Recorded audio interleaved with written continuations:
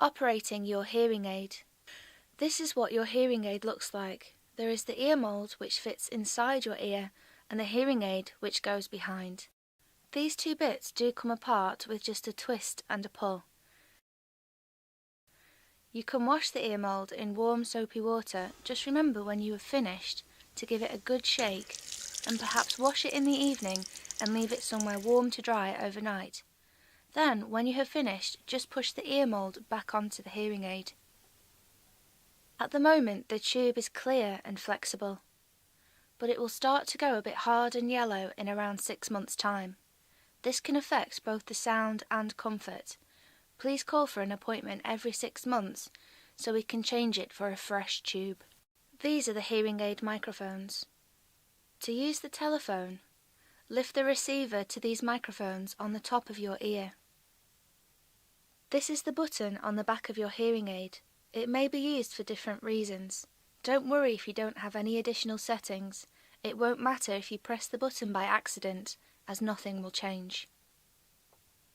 If you have an additional program, just press the top button for exactly 2 seconds. 1, 2. And you will hear 2 beeps. To go back to normal, just press the button again for 2 seconds. 1, 2. And you will hear 1 beep. Another option for the button is a volume control. To use this, press on the top to turn it up and on the bottom to turn it down. It will click for each press and beep twice when you return to normal. Whenever you switch the hearing aid off and back on, it will default back to the normal setting. Sometimes the button may be active as both an additional program and volume control. To switch the hearing aid on and off, you open and close the battery drawer at the bottom. Open is off and closed is on. You can wear your hearing aid all day and this will help you get used to it. But take your hearing aid out at night so it doesn't get lost in your pillows or bruise your ear. Open your battery drawer every time you take the hearing aid out to save your battery. Close it before you put it back in to switch it on. Don't wear the hearing aid when having a wash, as the electrical part should not be exposed to water. There is also a coloured marker in the battery drawer of your hearing aid. The red marker indicates a right hearing aid and the blue marker is for the left. Changing the battery on your hearing aid. When the battery in your hearing aid needs changing, the hearing aid will beep. To change it, open up the battery drawer fully and lift the battery out. Take a new battery out of the packet and peel off the sticker.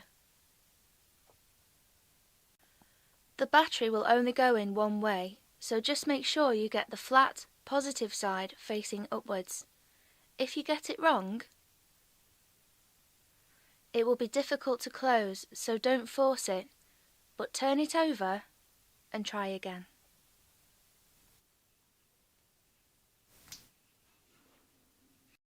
You will have been given a supply of batteries, and each battery will last around 10 to 14 days when using the hearing aid most of your day. To collect more batteries, please refer to the list of hospitals and health centres you will have been given. To insert your hearing aid. Hold the ear mould like a teacup. The part of the mould that has the hole for the sound is to be inserted into your ear canal. The pointy part above slides under the crease of your ear. Hold the ear mould so the part that goes into your ear is pointing in the direction that the ear canal travels. Insert the 2 points into the ear. Before pressing the rest of the mould flat into your ear. At this point you may need to pull down on your earlobe so you can push the mould in. Lift the hearing aid up high enough to hook it over your ear. It will rest on your ear in a similar place to where your glasses would sit. If you have problems with your hearing aid. If your hearing aid is not working, then one of the first things to try is a fresh battery. It could be the ear mould is blocked with wax, so try cleaning it, or clear the blockage using a paper clip or similar. Sometimes moisture in the tube can also stop the hearing aid from working. This can be removed by giving the ear mould a good shake.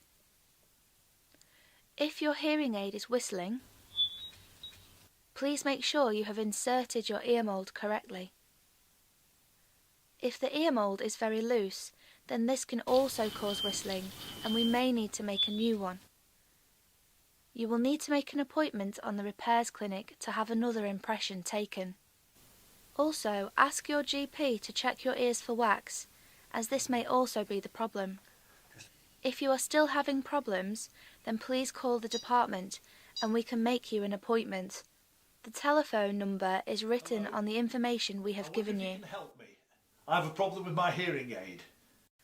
To retube your ear mould, detach the ear mould from the hearing aid and remove the old piece of tube. You may wish to run it under hot water to loosen it. Don't throw it away as you will need it in a moment. Cut the new piece of tubing to a point. From the outside of the ear mould, push the tubing through until it comes out the other side. If your ear mould has 2 holes, then always push the tube through the top hole. The other one will be a vent. Pull the tube until the curve reaches the entrance to the tube hole. Trim the end of the tube.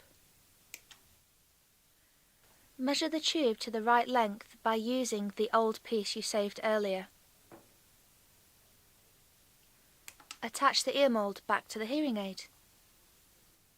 For hearing aids fitted with a corder, this is the corder and dome, and this is the hearing aid that goes behind your ear. The corder and dome will need changing at least every 6 months. To take the corder off, just pull it from the top of the hearing aid. The new one just pushes back in. You will be issued with a cleaning wire, and when the corder is detached, you can push the cleaning wire through the corder to clear it out if necessary. To put the corder in, hook the hearing aid over the back of your ear. Push the dome inside your ear. Tuck the tail of the corder just inside the bowl of your ear, and this will help to hold it in place. To check the dome is in deep enough, press on the tube until it is flat against your ear.